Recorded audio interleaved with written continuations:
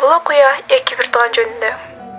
Экоонун ата-энеси башка өлкөгө иштегени балдарын бакканы кетишкен. Айылда сиңдиси Ко жалгыз бири-бирине баш көз болуп калышкан. Мен келечекте милиционер болмок.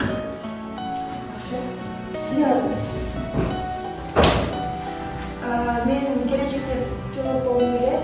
Эң эле кабарым кичинекейсинен бери тилегим десем болот. Сенби? Пилоттукка негизи мындай алсам туура айтасың же?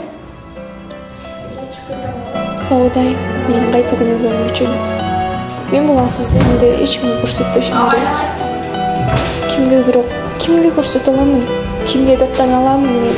Кимин бар азыр бул жерде? Үйгө бардым.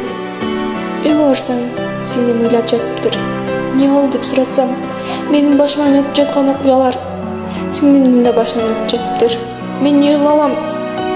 Мен алсыз болуп атпаймынбы? Башыман өтүп жаткан окуялардын баарын айтып бердим. Неге өлбөйм? Ичимдеги бугум толуп калган окшойт. Карман албай калыптырмын. Анан кийин эже айтты. Сен билесиң да, мугалимдер экинчи ата-энеңер болот. Эгер сенде кыйынчылык күндөр болуп жатса, мага келип айт. Мен баарын түшүнөм жана колумдан келген бүт жардамды берем.